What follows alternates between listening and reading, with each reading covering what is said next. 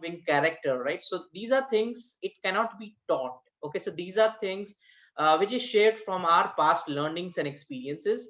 But when it comes to skills, it can definitely be taught. So somebody said me yesterday, like, is charisma a learnable skill? I said them, yes, you can be charismatic, you can be a leader, right? But when it comes to competencies, these are something you really need to identify. You need to know how to be a cash cow, or how to be a superstar when it comes to the BCG matrix. So how to get that high value, so that when people come to you, you know exactly what you're really good at, right? So you need to really become an expert, because just think about, if you have a mild fever, so you just don't go randomly to a doctor, you go to an expert because you want that fever to go away, right? So you go to somebody who has several years of experience. You don't want to just go to somebody who has just graduated from a medical school. So competencies is very important thing to make sure that people can remember you for a longer period of time.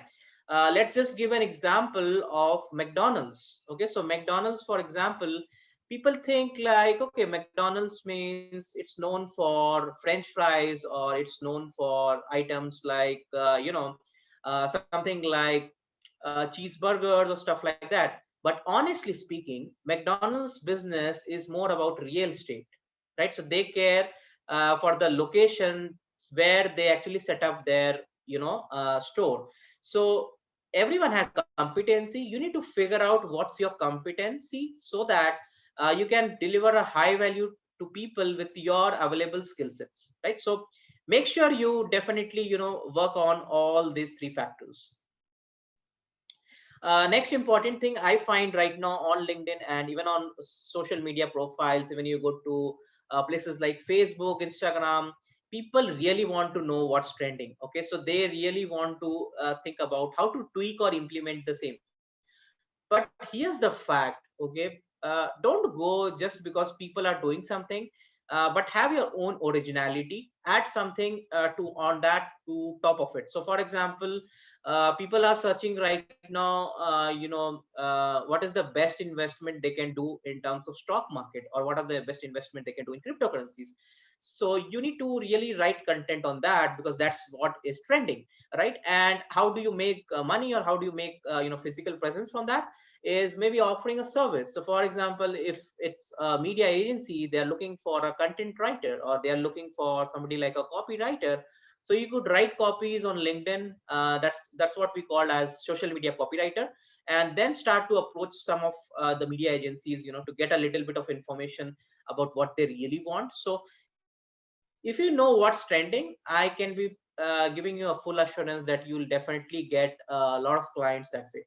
And the most important thing which really works for me, and it is working right now, is using quizzes, polls, and asking questions. So you see, you might have a lot of following, let's say on LinkedIn, but if you don't know your audience, you'll never be able to actually benefit them or take a benefit from them. So most importantly is to ask the right questions, the smart questions, and do a lot of LinkedIn polls.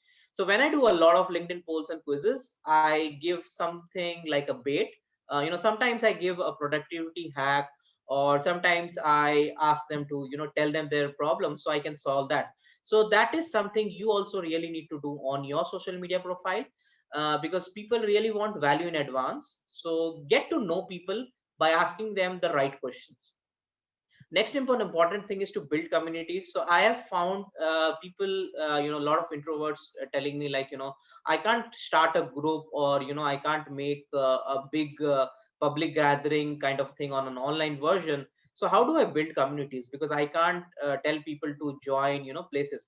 So I know a person, who is on Telegram. I invited a lot of people, and he was a very shy person, and now he has roughly 3,000 people on that group, right? So it's just about starting out. It's not that you're going to have it something wrong, or something like anything wrong is going to happen, but just be positive and start attracting the right vibe people. Because if you try to be with the people who are 5% better than you, your life will become amazing. So find those kind of people and try to invite them to your communities. So on LinkedIn, I have my own personal group which is on copywriting, right? So people will have that kind of a touch, and they can come back to me to learn about it, and maybe in future I can also learn from them. So try to build communities, not just to get the sale, but initially to get to know each other and find a perfect vibe. Because if there is a perfect vibe, I surely believe that people can easily, relate to it and easily, right? Next is using relevant hashtags, right? So make sure you're using relevant hashtags. So if you go on LinkedIn, you'll find amazing hashtags there. You can obviously choose the ones which you like, but your own hashtag is important. So for me, it's Abhilek suggests. That is the hashtag which I have created for myself. Similarly, use one hashtag which people can really remember. Or if you actually open let's say a hashtag on LinkedIn and use it on a YouTube platform, so when people are searching Abhilek suggest, and when they actually search on